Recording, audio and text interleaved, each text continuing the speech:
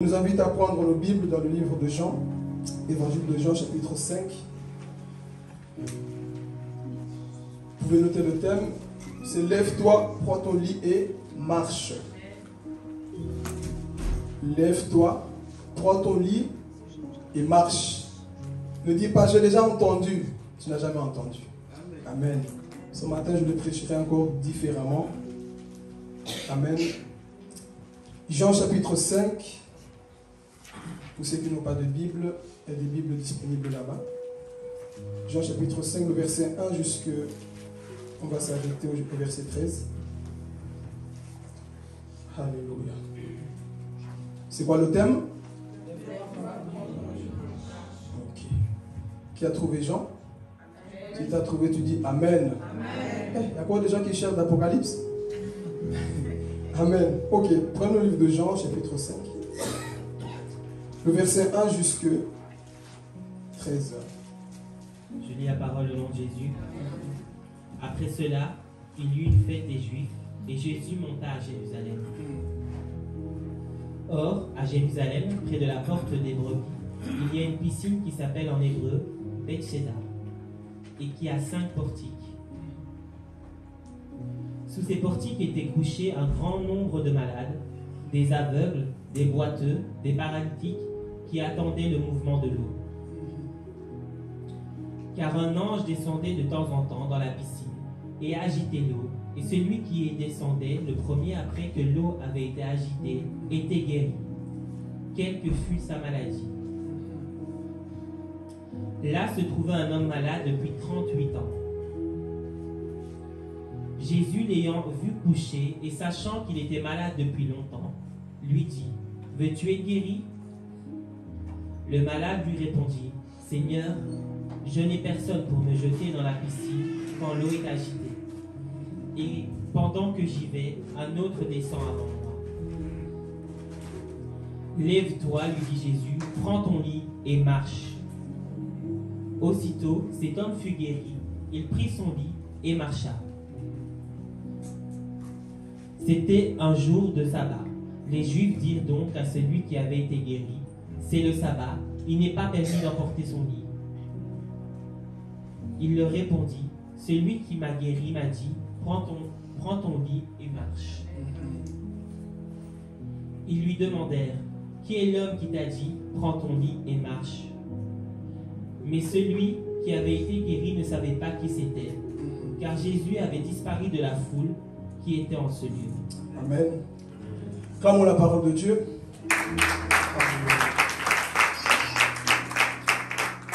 Gloire à Jésus. Dieu vous bénisse. Soyez attentifs. La parole de Dieu, je serai bref, je ne serai pas trop long. Ici, comme vous savez, Jésus, c'est le modèle de tout prédicateur. On ne peut pas commencer à prêcher sans avoir un modèle. C'est vrai qu'on a beaucoup d'exemples dans la Bible, même dans l'histoire du réveil. Nous avons plusieurs personnes qui ont impacté ce monde-là. Mais la personne qui a plus impacté s'appelle Jésus. Et lui, c'est le modèle de tout prédicateur. Vous savez, dans le ministère de Jésus, Jésus avait ces 3 choses lorsqu'il enseignait. Il avait l'enseignement, c'était un prédicateur et guérissait les gens. Ces 3 choses pour un ministère, pour un prédicateur, pour un enseignant, sont très importantes. C'est quoi la différence entre ces choses? L'enseignement te permet d'aller d'un but du début jusqu'à la fin. L'enseignement va t'expliquer comment est-ce qu'il faut faire. La prédication, c'est la démonstration de la puissance de Dieu.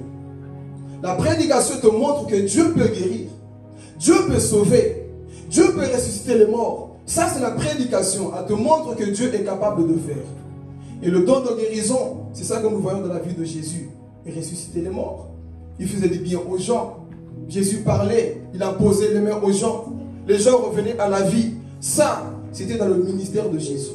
Mais ce matin, j'ai pris la partie prédication. Comme vous le savez, souvent les dimanches, c'est des messages évangéliques. Et là, c'est plus la prédication et les semaines, c'est des enseignements. Amen. Donc ici, on connaît tous cette histoire, mais ce matin, je le prêcherai différemment.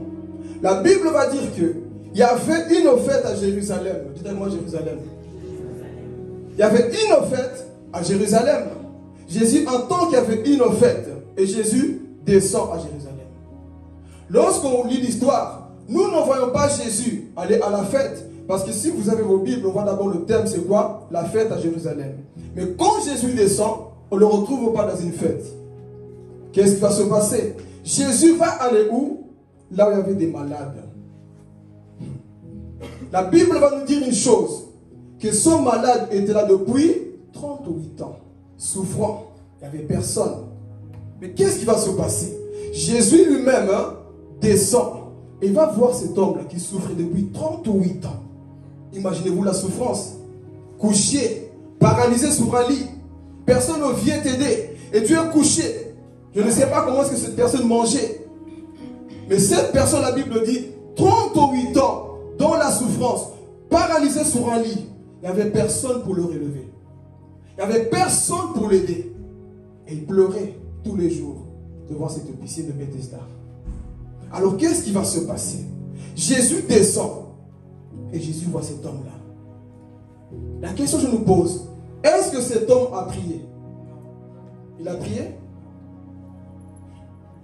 Cet homme n'a pas prié, mais Jésus est parti jusqu'à lui. Cet homme n'a pas prié, mais Jésus est parti jusqu'à lui. Qu'est-ce que j'apprends par là? Par là, j'apprends que la grâce de Dieu est disponible pour tout le monde ici. Par là, je comprends que la grâce de Dieu est disponible pour tout le monde. Cet homme n'a pas prié, mais Jésus s'est déplacé pour un seul homme. Jésus va se déplacer pour un seul homme qui souffrait pendant 38 ans. Depuis 38 ans, cet homme était où? Dans la souffrance. Et Jésus va se déplacer. Cet homme n'a pas fait des jeûnes. Ah, je vais parler. Il y a des situations, frères et sœurs, que Dieu va intervenir dans ta vie. Pas parce que tu as prié.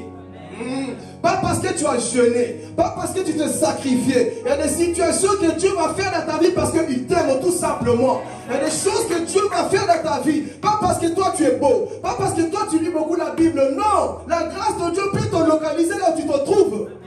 Alléluia. Ça c'est la bonté de Dieu. Montre-moi dans la Bible là où cet homme a prié pour dire Seigneur, viens me guérir. Mais le père a vu, fils, va à Bethesda. Parce que depuis 38 ans, un paralytique se trouve, je t'envoie à Bethesda. Je vais dire à quelqu'un ici, quelle que soit la durée de ta souffrance, il y a un père qui te voit. Il y a un Dieu qui te voit. Toi tu penses que Dieu ne te voit pas. Tu dis oui Seigneur, ça fait longtemps que ça dure. Ça fait longtemps que personne ne vient m'aider. Mais je vais te dire ici que le Père a vu dans le secret, tu es là. Le Père a vu dans le secret, c'est que tu traverses. Qu'est-ce qui va se passer? Jésus arrive ici. Cet homme n'a pas prié. Moi j'aime mon Jésus. Comme le possédé de Gadara. Montrez-moi aussi dans la Bible. Là où cet homme de possédé de Gadara a prié. Il n'a pas prié. Mais qu'est-ce qui s'est passé? Jésus s'est déplacé. Notre Dieu est capable de se déplacer là où tu te trouves. Ne crois pas que Dieu va faire des choses parce que toi tu pries beaucoup. Non, frères et sœurs. Il y a des choses que Dieu fera parce que tout simplement, dis à ton voisin, sa grâce. C'est sa grâce, frères et sœurs. Il y a des choses que Dieu fera dans ta vie. C'est juste sa grâce. Arrête de te vanter, mes frères et sœurs. Ce n'est pas toi, c'est la grâce de Dieu. Si je prêche aujourd'hui, ce n'est pas parce que je sais prêcher, c'est la grâce de Dieu. Si tu chantes tout ce que tu reçois, ce n'est pas parce que tu es intelligent, ce n'est pas parce que tu sais, c'est la grâce de Dieu, frères et sœurs. Arrêtons de nous vanter en quoi que tout ce qu'on fait, c'est par nous-mêmes. Non, c'est la grâce de Dieu. Oh, ce n'est pas par toi-même. Voilà pourquoi je n'aime pas les hommes qui se vantent de trop. C'est moi, j'ai beaucoup étudié. Mon frère, tu peux étudier l'eschatologie, la théologie, tout ce que tu veux. Mais s'il n'y a pas la grâce de Dieu qui se dégage de toi, tes prédications seront vides. S'il n'y a pas la grâce de Dieu dans ta vie, tu peux étudier tout dans la Bible. Tu seras comme un pharisien, comme Jésus dira dans Jean chapitre 5, le verset 39. Vous sondez les Écritures, mais vous ne venez pas vers moi pour avoir la vraie vie, l'onction, la puissance. C'est ça qui manque dans la vie de plusieurs personnes. On croit que tout ce que nous avons, c'est parce que j'ai trop fait. Là, tu fais des choses par toi-même. Fais des choses par la grâce de Dieu. Éphésiens chapitre 2, le verset 8. C'est par grâce que vous êtes sauvés, au moyen de la foi. Verset 9 lui dit, afin que vous ne puissiez pas vous vanter. Ça ne vient pas de vous. Donc, nous retournons dans notre histoire. Cet homme ici, là, il n'a pas prié, Judith. Mais le père de là où il était, il a dit, il y a un homme là-bas qui essaie quand même d'aller quelque part, mais il n'arrive pas. Maison de miséricorde, vous disiez que cette piscine s'appelait. Donc Jésus va faire quoi? il va se déplacer jusqu'à cet homme-là. Alors écoutez, Jésus arrive ici, cet homme qui ne priait pas. Il le voit. Dieu savait. Il connaissait toutes choses. N'informe rien à Dieu parce que Dieu connaît tout. Ne viens pas dire, Seigneur, tu vois, ça fait 38 ans, ça fait des années. Dieu sait, frères et sœurs, combien de temps tu es couché dans ça. C'est toujours dans l'introduction. Dieu le sait. Alors qu'est-ce qui va se passer? Jésus voit cet homme. Il le regarde. On a lu, non? Qu'est-ce que Jésus a dit? Vêtu. Et si je veux commencer. Jésus vient et pose la question. Vêtu et être guéri, point. Tout ce qu'on te demande. Et ce matin, Dieu nous pose aussi la même question. Vêtu et être guéri. Vêtu, arrêter. Je commence à rentrer, vous me connaissez. Je commence à rentrer. Est-ce que je peux commencer à rentrer? Non, là je me sens encore un peu froid. Est-ce que je peux rentrer? Veux-tu arrêter? Bon, j'ai d'abord saisi vos pensées avant de rentrer. Dis à ton voisin, veux-tu? Point d'interrogation, je vais développer après. Veux-tu? Baby, veux-tu? Diego, veux-tu? Veux-tu être guéri? Veux-tu arrêter? Bon, ceux qui me connaissent, ils voient déjà où je veux en venir. Veux-tu, frères et sœurs, arrêter de regarder AB3 minuit? Ça existe encore ça? Veux-tu arrêter ces films X là la nuit? Voyez là, on dit plus amen. Dites amen, go. Dieu ce matin, comme ce paralytique, il vient nous poser la question. Tu es trop accro à ces films-là. Et il te dit, ça fait peut-être 5 ans, 20 ans que tu es dedans sur ton téléphone. Et ce matin, Dieu veut sauver ton âme. Et il te dit, veux-tu arrêter? Veux-tu arrêter de regarder ces films? Je vais développer beaucoup de choses. Là, je suis encore dans les films. Veux-tu arrêter? C'est la question que Dieu te pose ce matin. L'année a commencé. Vas-tu continuer comme ça? Veux-tu continuer dans ces mêmes choses? Ton cœur mauvais, sale. Veux-tu continuer dans les critiques? Dieu te pose la question. Est-ce que tu veux être guéri de ça? Est-ce que tu veux sortir de ce péché, mon frère, ma soeur? Le problème, nous donnons trop des excuses à Dieu. Mais ce matin, te pose la question. Veux-tu être guéri? Veux-tu être en tête à l'église? Veux-tu être à l'heure à l'église? Veux-tu arrêter ces choses que tu fais la nuit que personne ne voit? Je vais parler. Veux-tu arrêter les musiques mondaines? Oh, là, on ne dit pas même. Veux-tu arrêter les musiques mondaines? Je vais dire les noms. Veux-tu arrêter Fali? Il revient encore avec ça. L'année a commencé, on va finir l'année avec ça. Donc on ne voit pas le changement, on va piquer. Veux-tu arrêter d'écouter Fali? Les amens sont rares. Mais les amens peuvent diminuer. La parole ne peut jamais diminuer. Donc je vais prêcher l'évangile. Dieu ce matin vient devant toi. Tu es conscient. Et il vient devant toi au travers de sa parole, frères et sœurs. Ça fait longtemps que tu es là, tu veux arrêter, tu n'arrives pas. Mais ce matin, au travers de sa parole, il te pose la question. Veux-tu arrêter ton style mondain là? Veux-tu arrêter ta façon de t'habiller mondaine là? Paul dit dans Thessaloniciens 4, verset 1, je pense. Je ne me lasse pas de vous répéter les mêmes choses parce que cela est salutaire pour votre salut. Je ne me lasserai pas de vous dire aussi ces choses-là parce qu'on veut voir des personnes sauvées dans ce lieu. Donc qu'est-ce qu'il dit? Veux-tu être... Qui veut être guéri ici? Qui veut... Moi je veux être guéri. Vous savez, moi là comme je suis guéri du vol. Ici tu pouvais laisser ton sac ici, tout seulement le dos. L'argent est parti. J'avais une onction de vol. Et Jésus m'a guéri. Mais toi, frères et sœurs, où Dieu peut te guérir ce matin? Vois en toi-même. Là où Dieu te pose la question. C'est peut-être la paresse. Tu es trop paresseuse. Trop paresseux. Dieu te dit, veux-tu être guéri? Tu restes dans ton lit jusqu'à midi. Tu n'en as pas marre. Tu n'es pas fatigué de rester dans ton lit comme ça. Lève-toi. Prends une décision. Cette année ici, ça se termine par quoi dans ton lit, quoi, être fatigué. C'est quoi ce problème? Tu es jeune comme ça, tu commences à vieillir. C'est quoi le souci? Veux-tu être guéri? C'est la Qu'est-ce qui nous pose ce matin? Chacun de nous connaît son cœur. Il y a une situation que toi-même tu sais au fond de toi là. Dieu me dit, ah c'est ça, c'est pour moi là. Et arrêtez de dire qu'il me vise. Je vise le péché. Veux-tu être guéri ce matin? Veux-tu sortir de là? Parce qu'à la fin vous allez comprendre une chose. Ce qui te dérange, Dieu l'enlève. Ce qui dérange Dieu, c'est toi qui dois l'enlever. Mais ça on verra vers la fin. Et Dieu te pose la question. Tu veux qu'il enlève ce qui te fait mal? Est-ce que tu le veux? Alors te pose et continue à te poser la question à travers la prédication. Est-ce que tu veux être guéri, mon frère, ma soeur? Alors écoutez. Jésus le regarde. Il lui pose tout simplement la question. Une question mérite quoi? Une question mérite quoi? Regardez sa réponse. Ah, Seigneur, je n'ai personne. Chaque fois que j'essaye, quelqu'un va avant moi. Non, on t'a juste posé la question. Toi, tu es trop accusé. On te pose juste la question. Tu veux arrêter de pécher? Non, c'est à cause de Papa Dieu que je pêche. C'est pas à cause de Papa Dieu, c'est ton cœur qui est mauvais. Nous sommes trop. Ce genre de chrétien qui est trop accusé. C'est à cause de toi-même que tu es dans les problèmes.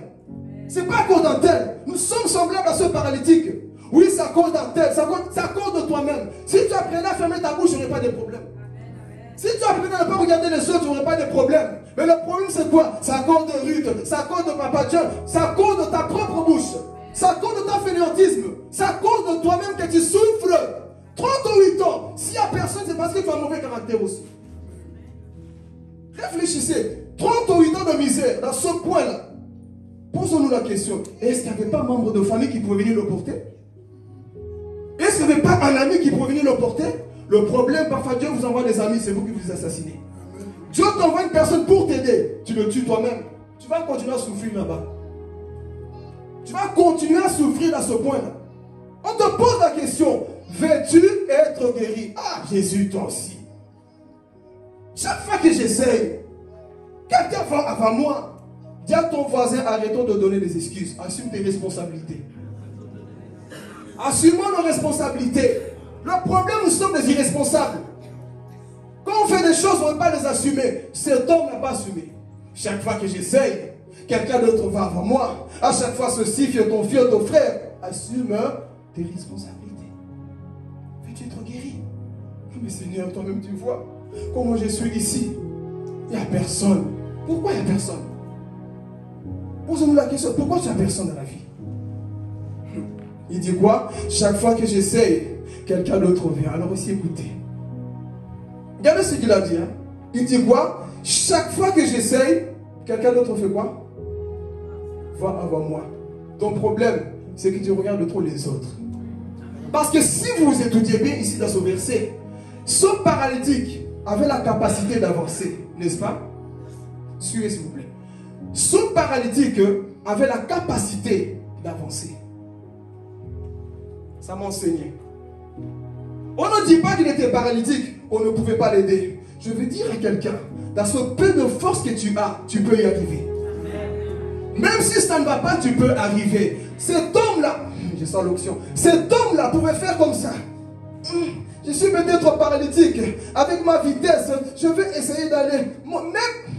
Même si on me dépasse, je vais continuer à aller. Même si je n'avance pas vite, je vais continuer à aller. Même si on me dépasse, je vais continuer à ramper. Même dans ma situation, on dit que je ne suis pas rapide. Mais je suis en train d'aller. Plus j'avance, plus j'arriverai au bord de la piscine. Si cet homme était intelligent, il allait se dire, je vais avancer, avancer. Quand j'arrive sur le bord, je ne bougerai plus. Quand l'ange va venir, je me jette. Quelqu'un n'a pas compris. Il y a des choses que toi-même tu peux faire. Mais le problème, tu dis, il m'a dépassé. Elle m'a dépassé. Arrête de regarder les autres. Vois tes propres capacités.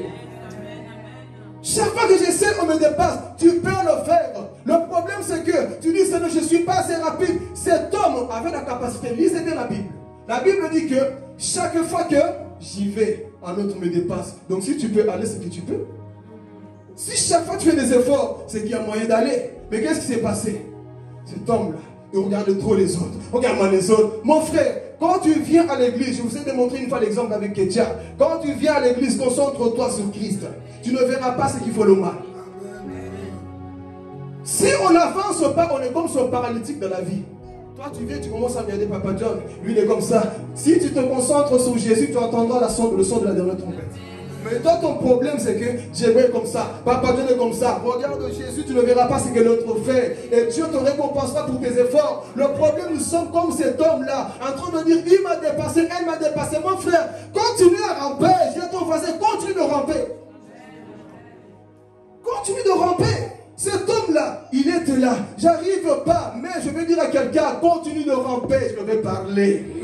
Même dans ta vitesse de tortue, continue d'avancer, tu arriveras. Alléluia. Laissez-moi vous dire une chose. Lorsque Dieu avait dit à Noé, à tous les animaux de rentrer dans l'arche, la tortue y compris était... La tortue aussi était là. Tant que la tortue ne rentrait pas dans l'arche, la porte ne pouvait pas être fermée. Tant que la tortue ne rentre pas, la porte ne pouvait pas être fermée. Donc je veux dire, quelle que soit la vitesse de Papa John, toi continue de ramper parce que Dieu, tant qu'il n'a pas encore fermé la porte de la grâce, il a encore une promesse pour toi. Tant que la porte n'est pas confirmée, tortue. Chrétien, tortue, dites amen. Vous dites tous amen. Amen. Chrétien, tortue. Même à ta petite vitesse là, avance quand même. Même si tu vas passer rapidement, mais si tu sais que tu ne pêches pas, tu es de l'intégrité, les gens pensent que tu n'avances pas, mais toi continue même dans ta faiblesse là. Mon frère, continue de ramper. Continue de ramper. Dieu a parlé, entrez dans l'arche.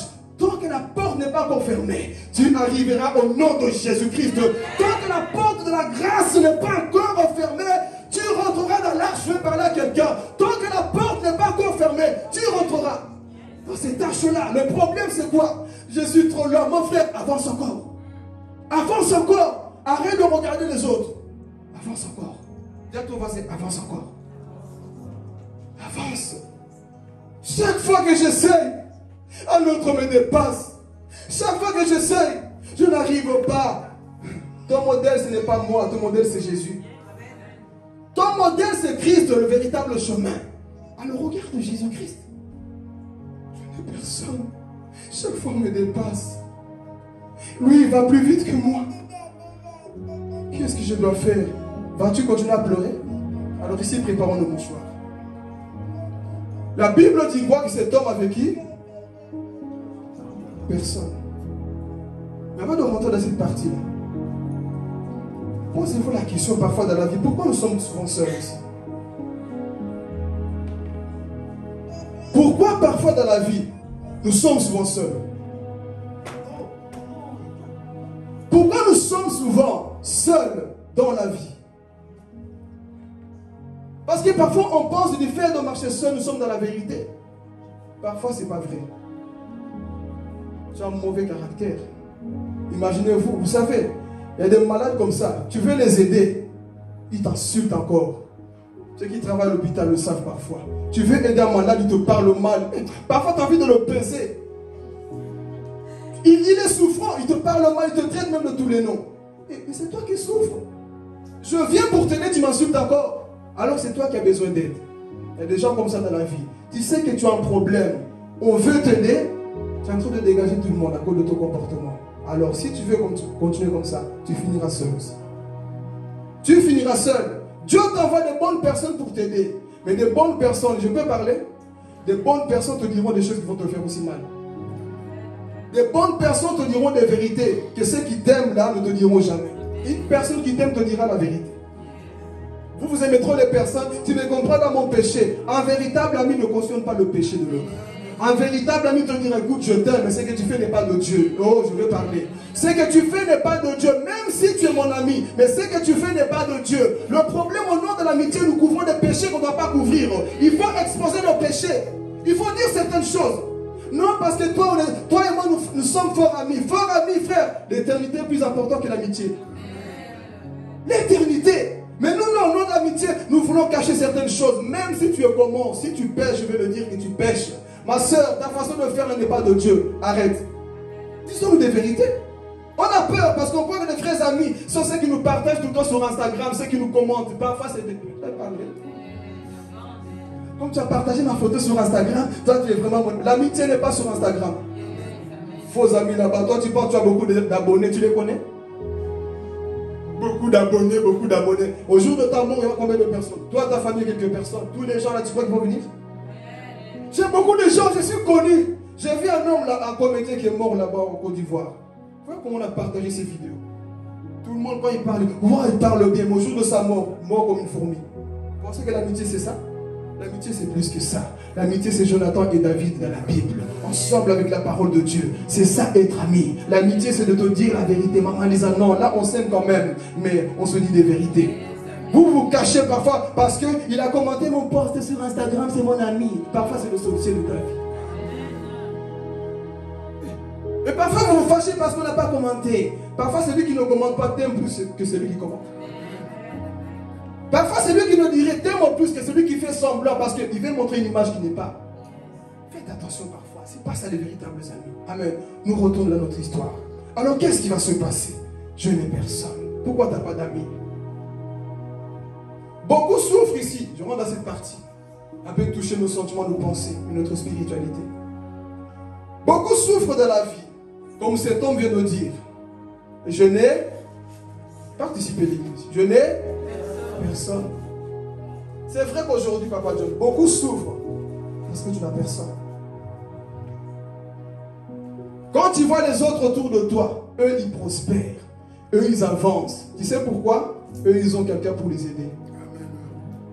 Il y a des personnes qui sont loin aujourd'hui, pas parce qu'ils sont intelligents, pas parce qu'ils ont des bons CV. Quelqu'un les a fait rentrer là-bas, ils connaissaient quelqu'un. Mais toi, avec tes diplômes, tu es en train de mendier le travail.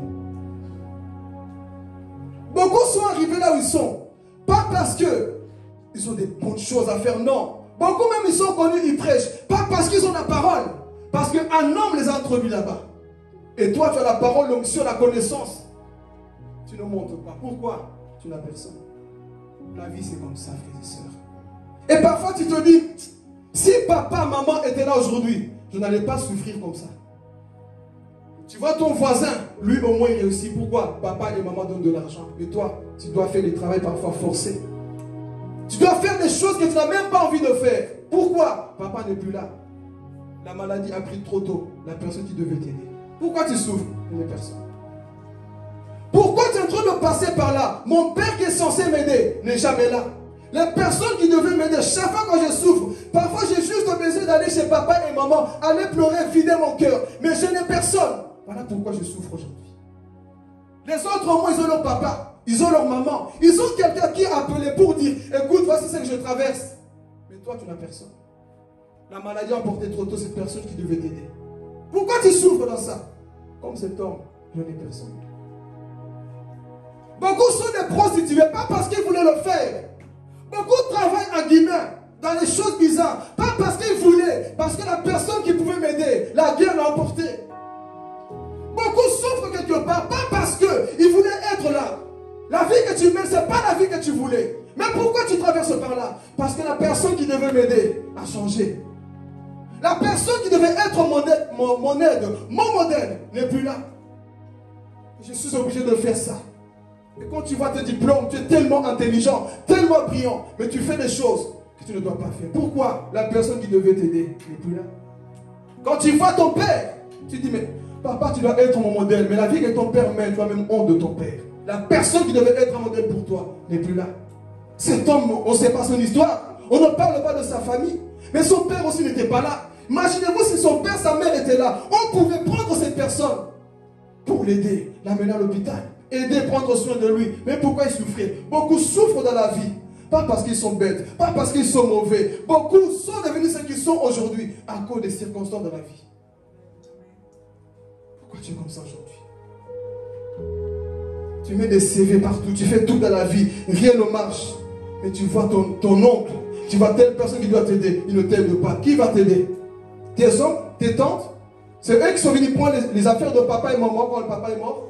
Et c'est eux qui vont t'aider. Quand tu vois leur caractère, tu dis, mais Seigneur, ça ne sert à rien. C'est tes enfants qui vont t'aider.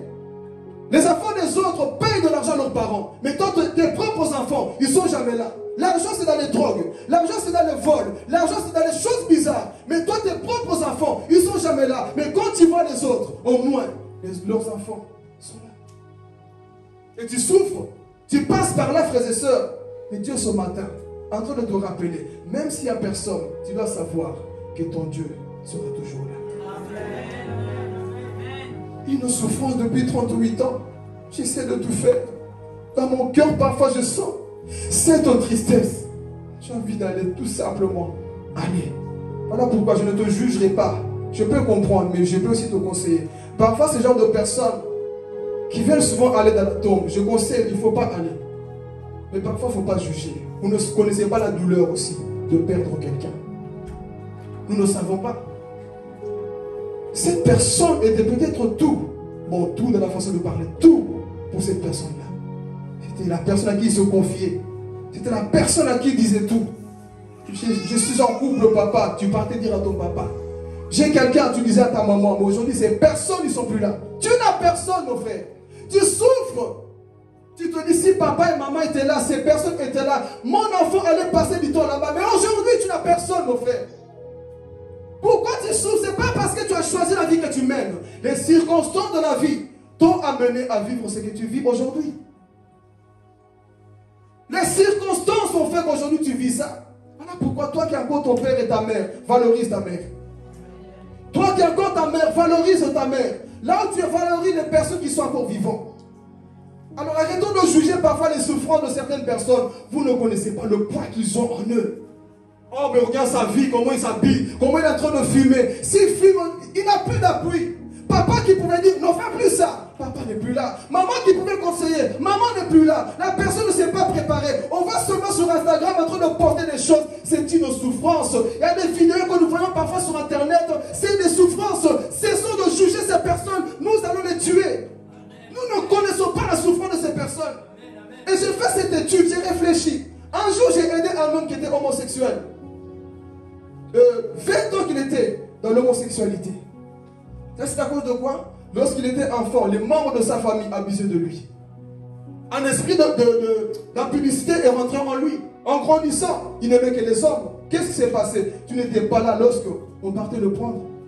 Quand il était petit. Mais on va juger, mais comment il est homosexuel comme ça? Vous ne connaissez pas son histoire.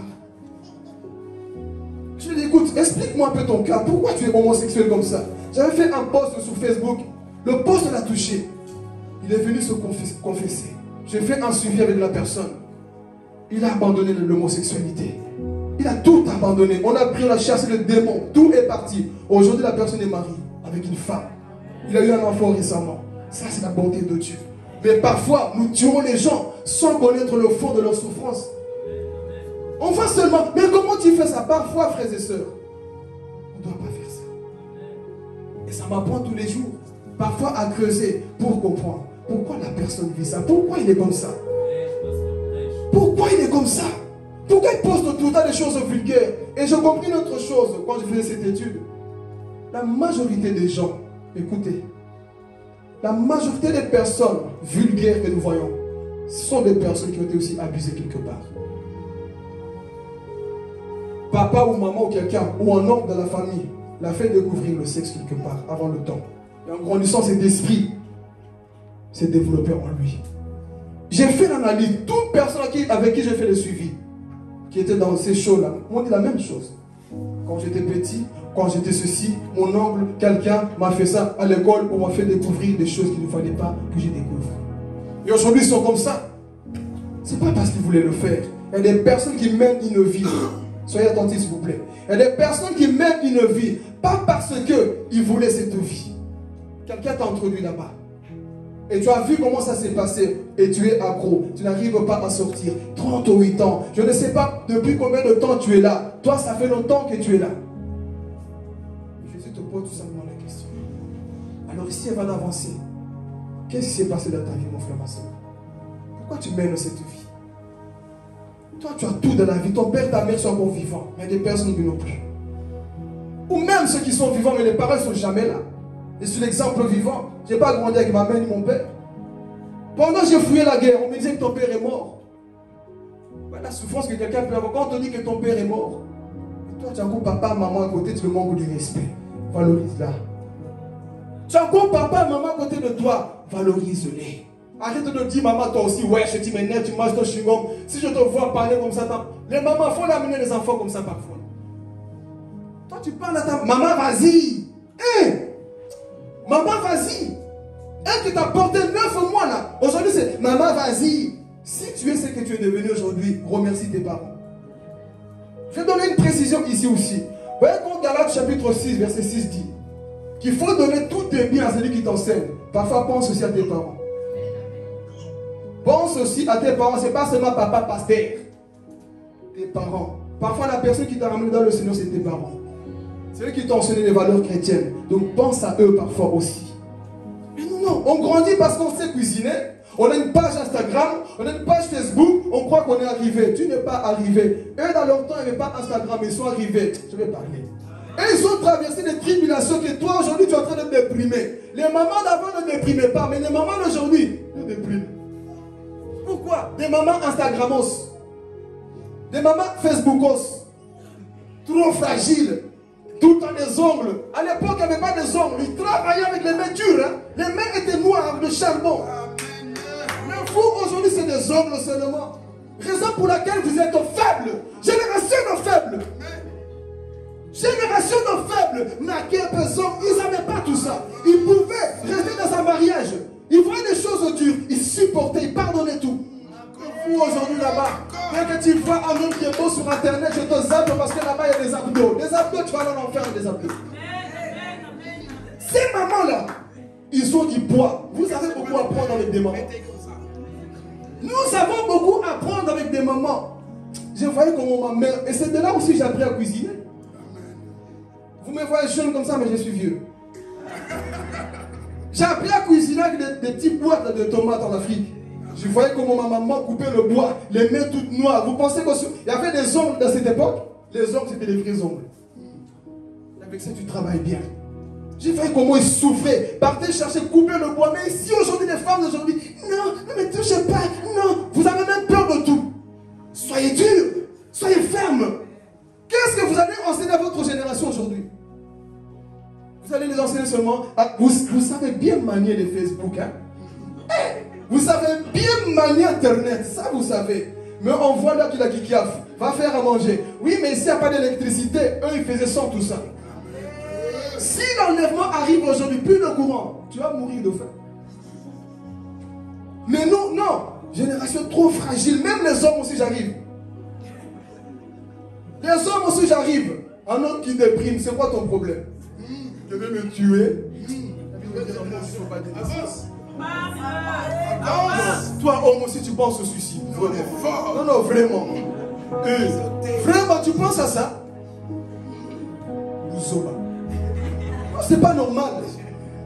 Tu as un avenir devant toi. Tu as une famille devant toi. Tu as des personnes à prendre soin. Je vais me tuer. Hey, lève-toi, sois un homme. Travaille dans la vie. Bouge un peu. Mais non, tu es trop fragile. On m'a touché. Moi, mon humeur dépend des gens. Lève-toi. Tu veux te suicider parce qu'on m'a quitté. Il y a quoi? Antoinette est partie, alors je souffre dans la vie. Tu souffres pour ça? Lève-toi, si Antoinette a fini, il y a Elisabeth. Oh, c'est quoi le problème? Il y a d'autres personnes dans la vie, cessez de pleurer, murmurer, homme. C'est quoi ces hommes aussi là-bas? Vous êtes comme des femmes, c'est pour ça. Et, oh, je pense que vous le voyez, il y a beaucoup de, excusez-moi du mot, il y a beaucoup de PD aujourd'hui. Des hommes-femmes. Beaucoup des hommes-femmes. Parce que cette société est en train de former des fragiles. C'est ça qu'on voit. Mais à l'époque, ce n'était pas comme ça. Nous sommes de la génération. Qui est de ma génération ici? Ceux qui sont nés ici, vous connaissez ta façon. Il y a ici, il n'y a pas partout qui peut m'apprendre. Hein. Mais cette génération, aujourd'hui, quand je vois, que ça soit dans la spiritualité, tenir même 2 heures du temps dans la prière, ils n'arrivent pas. Ils n'arrivent pas. Et tu veux tenir une semaine. Si 2 heures du temps dans la prière, tu as trop de... Aïe Dieu, c'est compliqué. Tu vas tenir devant Goliath? Prier 2 heures du temps. Mais aussi, il exagère, c'est bon de prier. Il y a des personnes qui faisaient 8 heures à genoux en train de chercher la face de Dieu. Nous, aujourd'hui, 2 heures du temps, c'est devenu comme des semaines, des mois. Ils n'arrivent pas. Une génération de faibles. Lève-toi. Dis à ton voisin, lève-toi. Lève-toi un peu. Tu es trop fragile, trop faible. Il faut t'élever. Sois costaud, sois debout. Amen. On avance vers la fin. Qu'est-ce qui s'est passé? On retourne dans notre histoire. Je n'ai personne. Tu n'as personne. Et c'est vrai peut-être que tout ce que tu vis aujourd'hui, c'est parce que tu n'as personne. Tu n'as personne dans la vie qui peut t'aider. Une personne qui peut t'encourager. J'ai vu une personne, je le voyais. Même parfois, tu vois des personnes avec qui tu as étudié. C'est eux qui te demandaient des réponses, mais aujourd'hui c'est des boss. Et toi tu étais plus brillant en classe. Tu connaissais tout, mais aujourd'hui tu vois, lui, alors qu'il faisait que copier sur moi en classe, pas ce qu'il est devenu aujourd'hui. Mais toi qui as beaucoup étudié, tu as tout fait, tu n'arrives pas. Nous sommes dans un monde là où si tu n'as pas de vraies relations, de vraies connaissances, tu vas pourrir avec ta connaissance. Donc demande à la Bible. Joseph avait la connaissance. Joseph avait le don de rêve. Joseph pouvait être tout ce qu'il voulait. Sans les chansons, Joseph ne montait pas dans le trône. Je peux parler? Ces personnes, je les appelle des connecteurs de destinée. Parfois, voilà pourquoi je dis toujours, il faut avoir de bonnes relations. Ne perdez pas de bonnes relations bêtement comme ça. Parce que la personne que tu es en train de négliger, c'est peut-être la personne qui te dira, viens à H&M, on cherche quelqu'un, tu peux signer. Bon, H&M, vous dites pas amen. Si je dis dans la banque, vous allez dire amen. Amen. Donc dans ce lieu-là, on cherche quelqu'un, des gens brillants, tu as des compétences. Il y a des personnes, frères et sœurs, vous avez besoin d'eux. Arrêtez de bafouer tout le monde. Cette personne que toi tu ne sais rien, il peut te faire rentrer. Ah, je vais parler. Il peut te faire rentrer quelque part là où tu rentreras dans ta destinée. Toi, tu ne veux pas avoir de bonnes relations. Peut-être la personne que tu insultes, il a de l'argent à te donner. Il a des portes à t'ouvrir. Mais à cause de ton comportement là, rien ne se passe dans ta vie et tu souffres parce que tu n'as personne. À cause de toi-même. Donc Joseph, s'il n'y avait pas les chansons qui est parti parler pour lui là, j'ai connu un homme qui interprète les rêves pharaon. Fais-le sortir. Imaginez-vous qu'il ne parlait pas. Joseph, tu vas pourrir avec ton don d'interprétation dans la prison. Naaman, vous connaissez aussi? Il était malade, mais il y avait une fille dans sa maison qui connaissait le prophète Élisée. Tu as la lèpre, mais sache que je connais un roi là-bas en Israël. Il y a encore un Dieu. Si tu vas là-bas te jeter 7 fois à Siloé là, dans la mer, tu seras guéri. Donc, il faut parfois ce genre de personnes qui vont vous introduire quelque part. Nous n'avons pas ça. On pense que par nous-mêmes on peut arriver à faire. Il y a des choses que Dieu fera, tu as besoin aussi des autres. Amen. Donc je n'ai personne pour me jeter. Alors pose-toi la question aujourd'hui. Pourquoi aussi parfois tu n'as personne? Pourquoi? Et parfois nous-mêmes, frères et sœurs, nous sommes des personnes faites, des personnes matures, des personnes qui veulent avancer. Alors Jésus lui pose la question, qu'est-ce que tu veux? Ne donne pas trop des excuses. Pourquoi tu accuses les autres? Moi Jésus, je te parle. Veux-tu être guéri? C'est tout ce qu'on te demande. Veux-tu changer? Veux-tu arrêter? Veux-tu arrêter de critiquer? Veux-tu arrêter de voler? Veux-tu arrêter? Non, c'est parce que Cardi B fait, moi aussi je fais. Non, est-ce que tu veux arrêter? Non, c'est parce qu'un tel le fait, moi aussi je fais. Est-ce que tu veux arrêter? C'est tout ce qu'on te demande. Il n'y a personne. Alors ici, regardez. Quand il n'y a personne, frères et sœurs, sur la terre, nous avons qui? On dit dans l'histoire, c'était maison de miséricorde, Bethesda. Maison de miséricorde, il n'y avait pas de miséricorde. Personne ne cédait. Chacun voulait quoi? Sa tâche. Et si, même si cet homme-là ne pouvait pas, il peut quand même faire quoi? Des efforts. Alors, Jésus se déplace. Oh, j'ai vu parler. Même si tu es seul, frère, il peut se déplacer. Voilà pourquoi j'insiste que tu ne peux pas déprimer, penser à la mort. Quand tu connais qui est son Dieu, tu ne peux pas penser à ça. Ressaisis-toi, Asaph. Asaph, vous vous souvenez de la prédication sur lui, non? Quand tu penses que Dieu ne le fait pas, il peut le faire. Secoue-toi, lève-toi, dis Seigneur, je sais que tu es capable. Je me relève dans ça. Cesse de pleurer, je secoue la poussière. Je sais que tu es Dieu.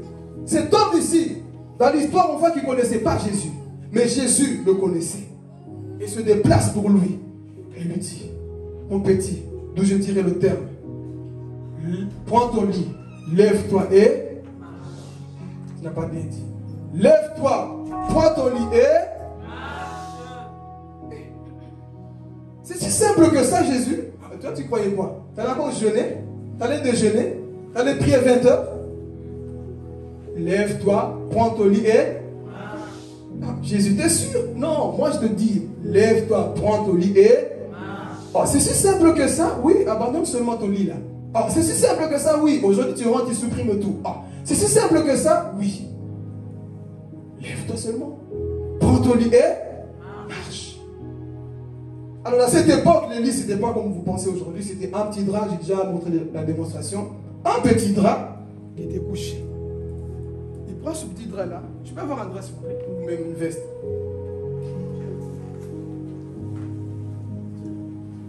Qui est rapide. Bon, là, on est rapide. Il prend son lit, il le pliait, il le portait. Il y a de l'argent dedans. Il sort. Comme ça. Et au jour du sabbat, selon les juifs de cette époque, parce qu'ils avaient au moins 600 lois dans cette époque-là, ils disaient que le jour du sabbat, tu ne pouvais pas cuisiner, tu ne pouvais pas faire ceci, tu ne pouvais pas même pas cracher par terre, tu ne pouvais pas sortir dehors, tu ne pouvais pas travailler, tu ne pouvais rien faire le jour du sabbat. Et il voyait cet homme-là en train de marcher dans la rue avec son lit. Tu es en train de porter quoi là? Mon témoignage me portait avant. Aujourd'hui, c'est moi qui porte mon témoignage. Donc, vous savez ce que je fais? C'est ça que Jésus a fait sur ma vie. Elle n'a pas compris. Avant, c'est ton témoignage qui te clouait. Mais aujourd'hui, tu as pris ton témoignage, tu l'as mis sur toi. Quand on va te demander où tu vas, c'est Jésus qui a fait. Quand on va te dire pourquoi tu parles trop de Jésus, c'est Jésus qui a fait. Où est ton témoignage aujourd'hui? Où est ton témoignage aujourd'hui? Quand on te dit que tu exagères de trop, ma soeur, pourquoi tu as supprimé telle photo sur Instagram? On aimait bien. Non mais, voici mon témoignage. Pourquoi tu as supprimé ces musiques dans ton style? Voici ce que Jésus a fait. Où est ton témoignage? Donc il prend son lit, merci. Il commence à marcher. C'était quoi? Son témoignage. Les personnes qui m'énervent dans la Bible, vous le connaissez, hein? Pharisiens. Les gens qui ont étudié la Torah, qui connaissaient le Pentateuque, qui connaissaient la parole, qui connaissaient tout. Ils observaient les scribes, les pharisiens, les sadducéens, tous ensemble réunis, en train d'examiner comment est-ce qu'il est assis, comment est-ce qu'il dit Amen, comment est-ce qu'il fait ceci, c'est un jour de sabbat. Jour de sabbat, on ne peut rien faire. Tu crois que le jour de sabbat, on ne peut rien faire? Là où il y a Jésus, il n'y a plus de protocole. Là où il y a Jésus, je suis libre parce que la Bible déclare, nous avons l'esprit de liberté. Oh, nous avons l'esprit de liberté. Donc là, il y a le Saint-Esprit, frères et sœurs. Il n'y a plus, je suis coincé, je dois prêcher comme un mouton. Non. Là où il y a le Saint-Esprit, c'est la liberté. Donc cet homme est libéré par le Saint-Esprit. Ne voici pas trop de se cacher. Non. Je vais marcher dans la rue. Je vais témoigner que Jésus m'a sauvé. Que tu parles ou pas, moi je sais qui m'a libéré, pharisien. Les pharisiens, c'est eux qui bloquent le témoignage de plusieurs personnes.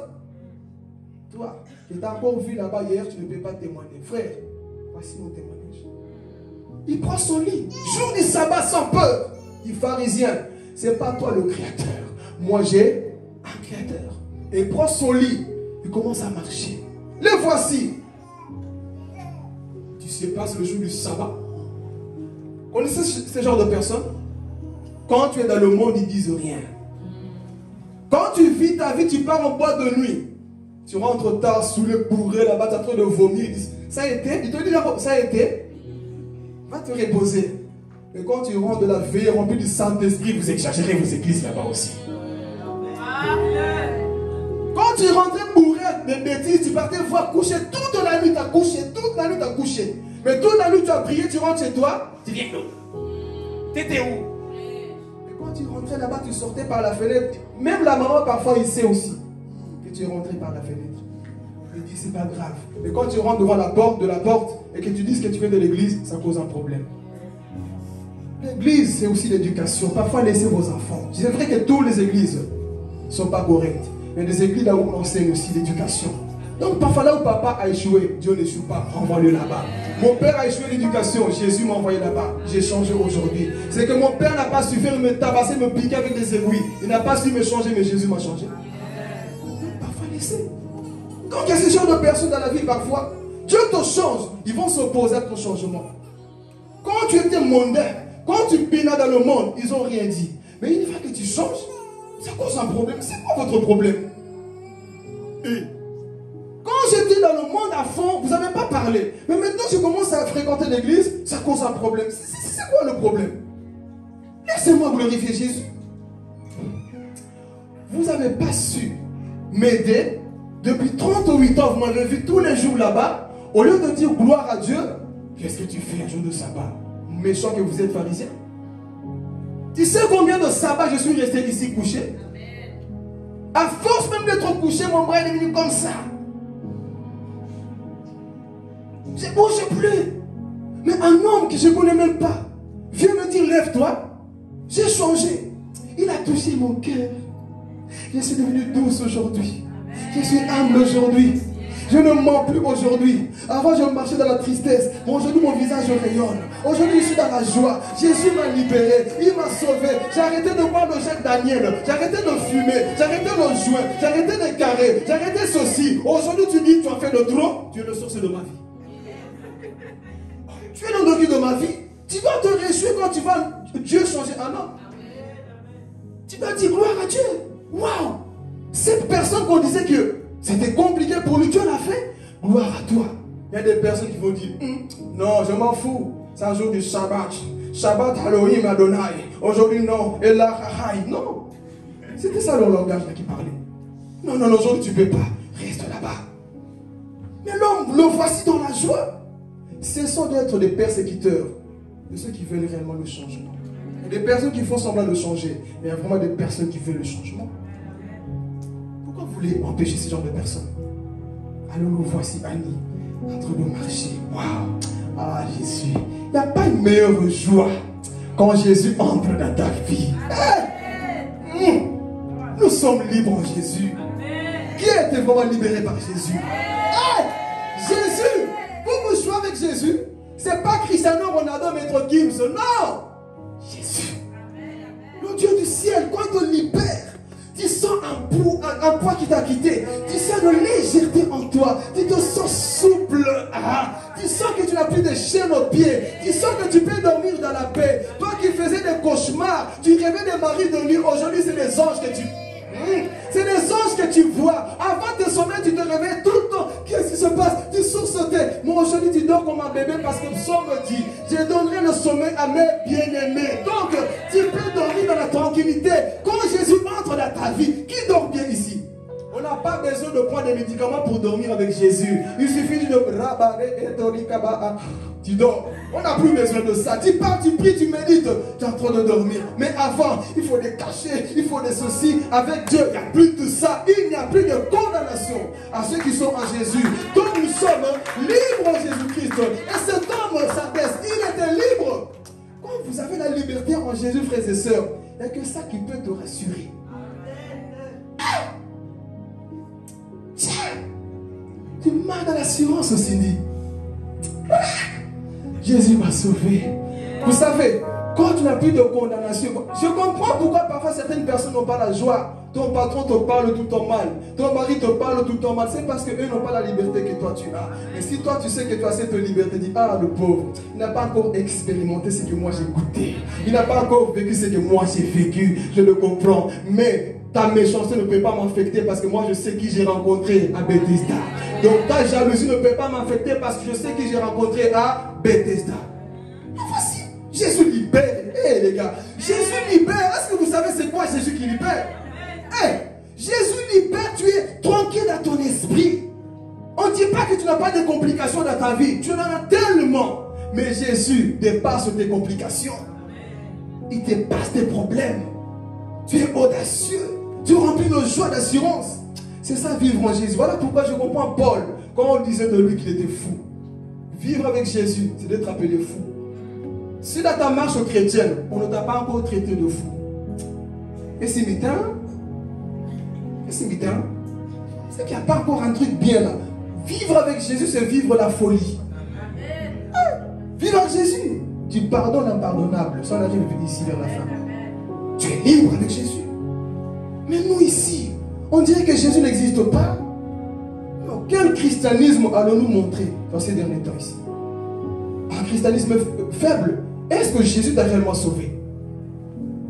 Tu es sauvé, tu le vois, frères et sœurs. Comme Papa John aime dire, il y a des signes qui ne... Toi, tes signes là nous trompent beaucoup. On se pose des questions sur ta conversion. Mais quand Jésus est réellement assis, affandi, sento, comment on dit en anglais, sit down, en toi, il y a des choses qu'on voit même pour des parties. On voit en toi que Jésus est réellement assis. Il y a des signes qu'on peut constater dans la vie d'un homme quand Jésus est réellement assis. Nous le voyons, frères et sœurs. Mais ici, Jésus dit à cet homme, entre chez toi. Mais les pharisiens, docteurs de la loi, faites attention aux pharisiens. Hein. Ce ne sont pas des païens, c'est des personnes qui connaissent la parole aussi, mais qui veulent toujours vous casser dans votre élan, qui veulent vous casser dans votre joie. Ça sont des pharisiens. Mais quand tu connais ton Dieu, confronte le pharisien par la grâce. Le pharisien se confronte par la grâce parce que le pharisien ne connaît pas la grâce. Le pharisien, c'est Genèse, Lévitique, non, Deutéronome. Il s'appuie que sur ça. Mais ils oublient de prendre Matthieu, Marc, Luc et Jean. 4 contre 5 qui gagnent. Même si on n'est que 4, ils gagnent toujours. Parce que là où il y a Jésus, on voit la grâce de Dieu surabonder. Donc pharisien, tu ne vas pas m'intimider. Oh, un homme qui va toujours parfois te rappeler que la loi, c'est un homme qui n'a jamais été touché par la grâce de Dieu. Cet homme de Bethesda ne pouvait que prêcher la miséricorde de Dieu. Là où personne ne m'a sorti, Dieu m'a sorti. Alors il prend son lit, il commence à marcher. Les pharisiens s'opposent encore. Non, tu vas où? C'est le jour du sabbat. Tu ne peux pas avancer. Tu vas où? Reste là dans ton lit. Ah, donc en gros, tu voulais que je reste dans mon lit pendant toujours. Tu voulais que j'arrête à ce problème. Oh, vous êtes des Noki parfois, pas vous, mais des pharisiens. Il y a des personnes méchantes comme ça. Dieu a changé quelqu'un. Réjouis-toi. Pourquoi tu as du mal à clamer quelqu'un? Pourquoi tu as du mal à te réjouir pour la vie de quelqu'un? Ça, c'est être pharisien. La loi dit. Et ce n'est pas faux ce qu'ils disent, mais ils l'interprètent durement et mal. Matthieu 23, Jésus rappelle toutes ces choses. C'est à cause de vous que beaucoup ne se convertissent pas. Vous fermez la porte à plusieurs personnes à cause de votre connaissance bidon qui est mal interprétée. C'est vous, les pharisiens. Laissez-le. Moi, je l'ai libéré. Alors, qu'est-ce qui va se passer? Nous partons vers la fin. Pendant qu'ils étaient en train d'attaquer Jésus, l'homme qui était guéri, Jésus n'était pas là encore. Jésus n'était pas là quand on attaquait cet homme-là. Savez-vous pourquoi? Posez-moi la question. Il y a des situations parfois, sois absent.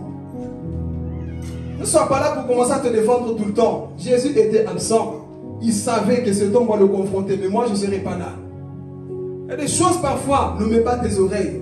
Va loin, va te balader, va prier, va jeûner, va à l'église, va chercher la face de Dieu. Ne cherche pas toujours à savoir ce qu'on dit sur toi. Tu risques d'être blessé dans la vie.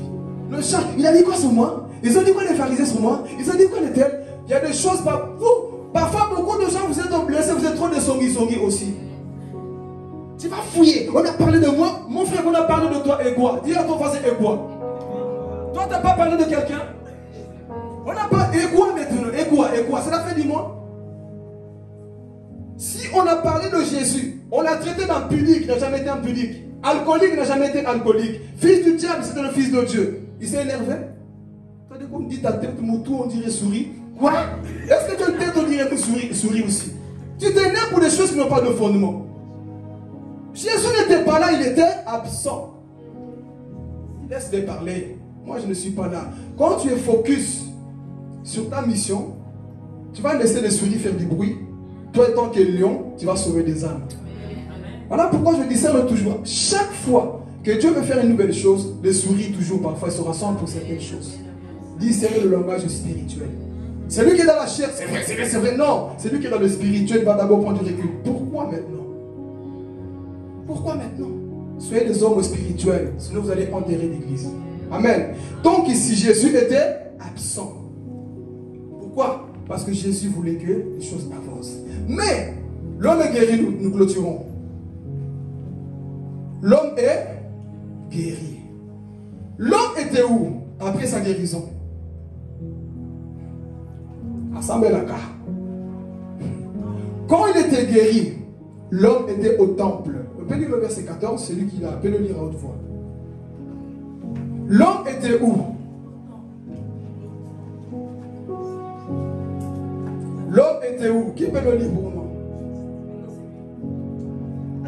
Verset 14. L'homme était où? Ah, vous aussi. C'est trop beau. Bon, personne ne peut m'aider, je prends ma version. Non, vous parlez comme des... Depuis, Jésus le trouva dans le temple et lui dit, voici, tu as été guéri. Ne réjouis plus de peur qu'il ne t'arrive quelque chose de pire. Ok, je relis, c'est moi. Depuis, Jésus le trouva dans le temple et lui dit, voici tu as été guéri, ne pêche plus de peur qu'il t'arrive quelque chose de pire. On va développer ici après. Mais avant, cet homme était encore au bois de nuit. Il était encore à Bethesda. Il était où? Après sa guérison, il était au temple. Toi, quand Dieu te libère, tu te trouves souvent où? Il était au temple, glorifiant Dieu. C'est lui qui m'a sauvé. Je reste où? Je ne vais pas sécher. Je reste au temple, là où Dieu m'a sauvé. Je vais écouter sa parole. Je vais être quoi? Instruit. Il était où? Au temple. Où Dieu peut te trouver, frères et sœurs. Loue l'Éternel. Apprends, aime le temple, la maison de Dieu. Apprends à être là. Alors qu'est-ce qui va se passer? Jésus le trouve où? Dans le temple. Jusqu'à présent, cet homme ne connaissait pas encore Jésus. D'où je dis, c'est la grâce de Dieu qui vient te sauver. Et maintenant là, précision. Avant que Dieu te dise ne pêche pas, ne fais pas ceci, il va d'abord t'aimer. Quelqu'un n'a pas compris? La grâce se manifeste toujours. Jean chapitre 16, on dit toujours que Dieu a tenté. C'est après qu'on descend qu'on dit que celui qui ne croit pas sera condamné. Mais avant, c'est pour ça que les gens que vous aimez beaucoup peuvent vous écouter facilement. Parce qu'ils voient d'abord en toi la capacité de les soutenir, la capacité de les aimer. Donc ils vont plus se confier à toi parce qu'ils voient quoi? De l'amour. Pose-nous les questions parfois. Dans la vie, c'est comme ça. Si toi, tu le colles, tu le tapes, c'est comme un chien. Tu veux le nourrir, tu prends un bâton. Viens manger, viens. Tu crois qu'il va venir? Il va te fouiller. Laisse-le manger. La grâce, c'est ça. Cet homme ne connaissait pas encore Jésus. Jésus l'a guéri, c'est maintenant. Et si je rentre dans la partie maintenant, enseignement, pour terminer. Donc voici maintenant quoi? Guéri, ne pêche plus. Posez-vous la question. Jésus savait le pourquoi cet homme était là. Pourquoi il n'a pas commencé pour lui dire ne pêche plus maintenant? Et à la fin, il lui dit lève-toi et marche. Mais c'est d'abord lève-toi et marche, c'est à la fin qu'il dit ne pêche plus. Posez-vous les questions. Comme je dis, moi mon modèle c'est Jésus. Voici ce que Jésus a fait. Il a d'abord fait du bien à cette personne. Maintenant, il le fait asseoir. Pour lui dire, maintenant, mon gars, te voici guéri, non? Mais fais attention. Ne pêche plus. De peur que quelque chose de pire t'arrive. Mais si, avant de rentrer dans la conclusion, quand on dit ne pêche plus, pour la compréhension théologique, il n'est pas dit que tu ne pêcheras plus jamais. Parce qu'ici même, en sortant, peut-être quelqu'un pêche même déjà. Donc nous péchons presque tout le temps. Mais ici, ce que Jésus veut dire, ne pratique plus le péché.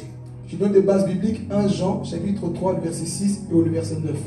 Celui qui est né de Dieu ne pratique plus le péché. Mais ça ne veut pas dire que tu ne pêches pas. Ça peut t'arriver. Mais ne pratique plus le mal. Donc en soi, si nous comprenons bien, si cet homme était couché là-bas, c'est un péché qui l'a rendu comme ça. La Bible n'ouvre pas une parenthèse pour le dire, mais dans l'explication de Jésus, nous comprenons que si cet homme était là couché depuis 38 ans, c'était à cause de son péché. Nous comprenons dans le langage de Jésus. Quand il lui dit, ne pêche plus de peur que quelque chose de... Donc il y a des maladies parfois que nous avons. Tu as trop péché. Tu as tellement péché aujourd'hui parce que toute maladie parfois, c'est pas que non, ça en sort quoi que ce soit, non. C'est à cause de ton péché. Le sida que tu as eu là-bas, c'est parce que tu aimes trop les moussounis là-bas. La maladie que tu as corporelle, là, c'est parce que tu es parti te flotter avec un homme qui avait... Vous avez compris. Et maintenant, tu as cette maladie en toi. Raison pour laquelle tu as ça. Mais Jésus, par son amour, il vient. Il te dit, ma fille, mon fils, tu as vu la maladie que tu avais là? Tu te rappelles le jour que tu es parti? Et de moi, je me retiens de le dire, c'est pour des conférences. Moi. Tu te rappelles le jour que tu es parti là-bas faire certaines choses mystiques que personne ne t'a vu? Tu attrapes, bon, pour les matures, il faut comprendre. Tu as attrapé la maladie de la gorge qui est rentrée dans toi parce que tu as mangé des choses qu'il ne fallait pas manger. Les matures ont compris. L'église messager de paix dit la vérité. Vous croyez quoi? Je sais qu'il y en a qui le font. Tu es parti manger le bonbon là-bas quelque part un jour. Maladie t'a infecté aujourd'hui. Jésus, guéris-moi. Pourquoi cette infection? Qui t'a dit que la bouche va là? Qui t'a dit qu'on met bouche? La bouche n'en met pas là. Aujourd'hui, docteur, je ne comprends pas. Tu sais dire, docteur, ce que tu as fait. Où t'as mis ta langue aujourd'hui? Et tu as attrapé une maladie. Vous couchez avec le monde actuel? Comment on enseigne aux gens la pornographie dans la télévision, dans les publicités? Vous croyez que les gens qui sont innocents? Vous connaissez. Il n'a pas connu ici ces choses-là. Avant d'être chrétiens, nous étions des païens. On sait de quoi on parle. T'es parti mettre là-bas, toi tu crois que c'était secret? Mais il y avait le sida dedans.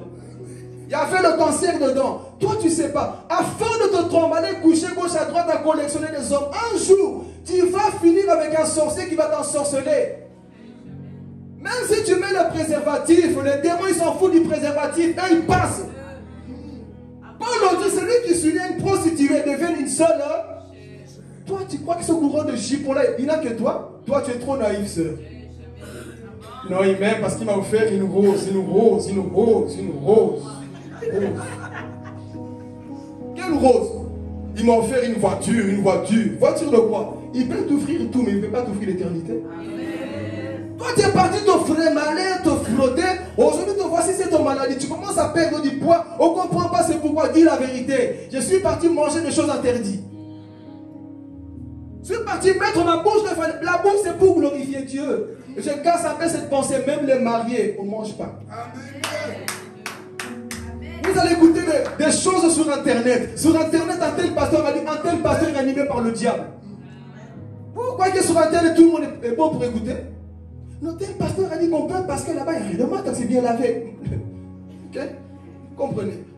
Amen, Église. Amen, Église. Donc, même étant marié, c'est interdit. Il y a des choses qu'on ne fait pas. Avec Dieu, il y a des arts. Voilà, c'est compris. On a une traiter ce qu'on veut, on s'en fout. On prêche la parole comme elle se doit. Dieu a créé tout l'aliment à sa place. Tout a été mis bien en place. Dieu sait le pourquoi. Mais le monde veut renverser Dieu. D'ailleurs, de toutes les façons, un sataniste avait demandé ça un jour.